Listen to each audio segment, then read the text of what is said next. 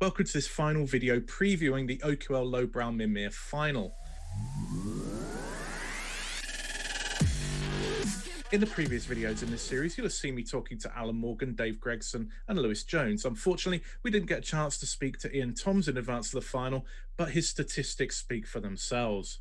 Lewis, Ian, Dave, and Alan all overcame strong opposition on their route to the final.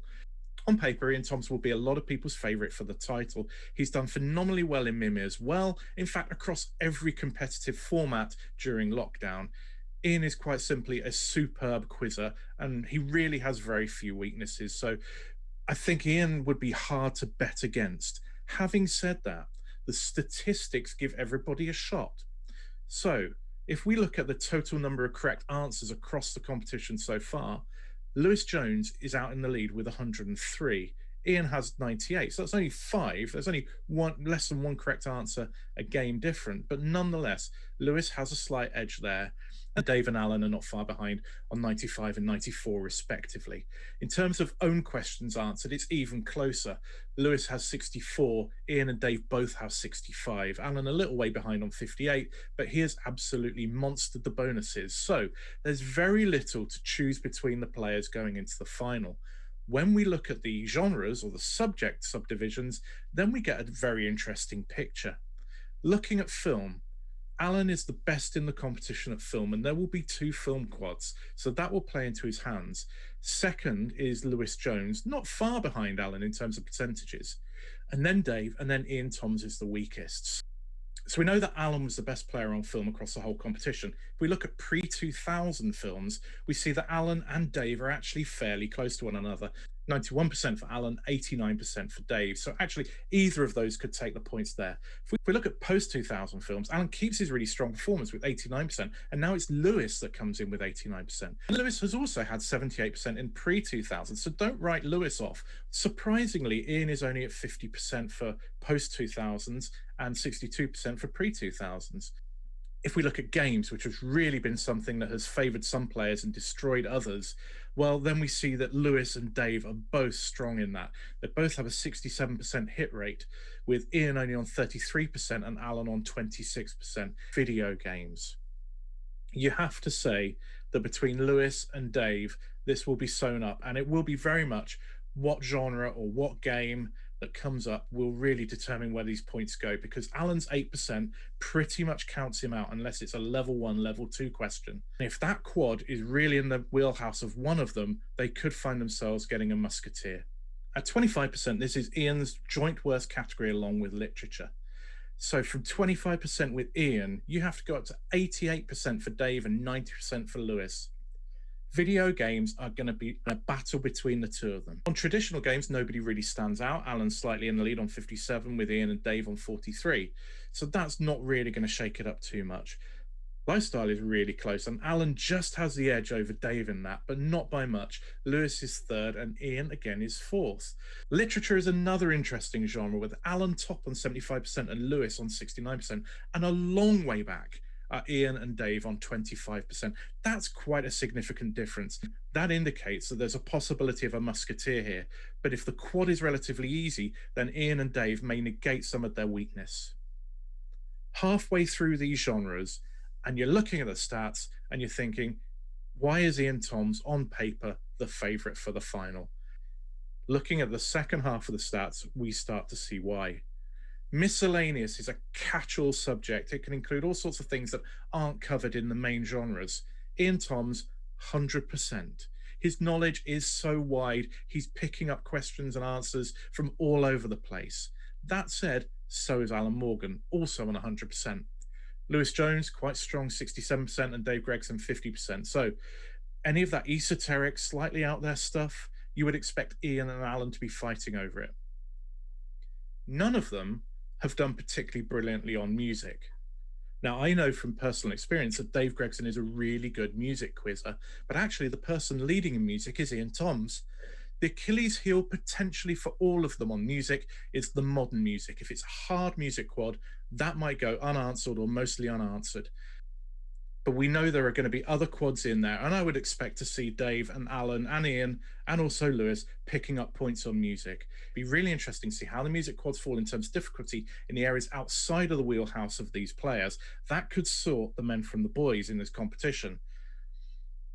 Dave, for example, said his music knowledge pretty much dries up at 2005, but there's guaranteed to be some more modern music than that. On pre-1980s pop music, perhaps surprisingly, Lewis has the highest score, but it's only 50%, so it's not significant enough to really guarantee him getting an advantage over Dave, who past experience tells me is really, really good on the subject. Pop music from the 1980s to 2000s will be keenly contested in this final. We see three of the players improving their stats into that category from the category before, so that will be hotly contested. So it's really interesting when we move to the post-2000 pop. Ian Toms is by quite some way the best quizzer in this field on post 2000s pop. There is every chance that Ian could get a musketeer on post 2000s pop. We'll be really looking at that with interest. Sport, like music, is another area where none of the players have really set the world alight. Ian is slightly ahead with 59% on this, Dave on 56, Alan on 48, and Lewis on 31. So none of them have been setting the world on fire, but all of them have been getting answers.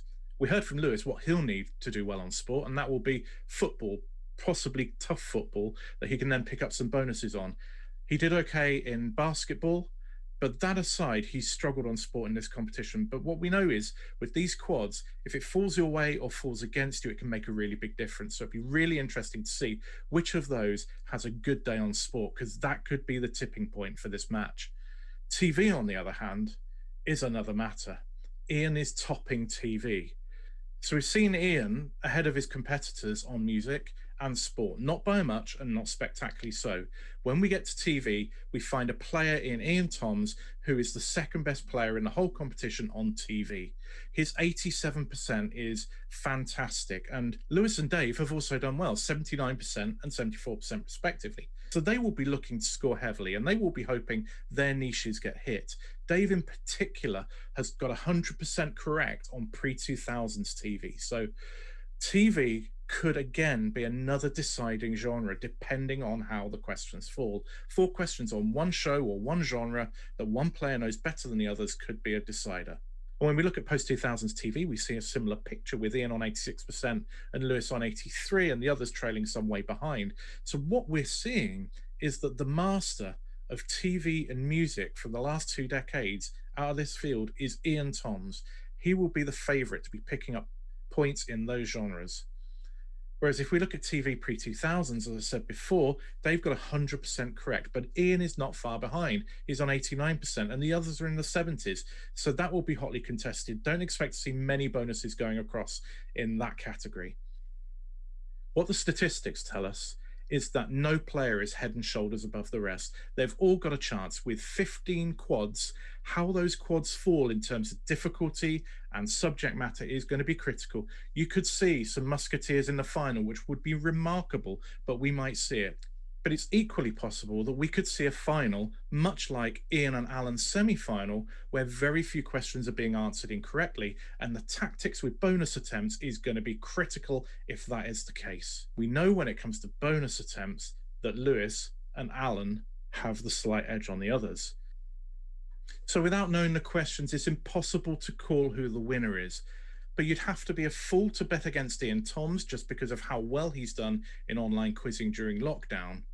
But Lewis Jones has seemingly come out of nowhere. He's performed brilliantly at this level, brilliantly on this subject matter, and I wouldn't count him out, nor would I count out Dave Gregson or Alan Morgan.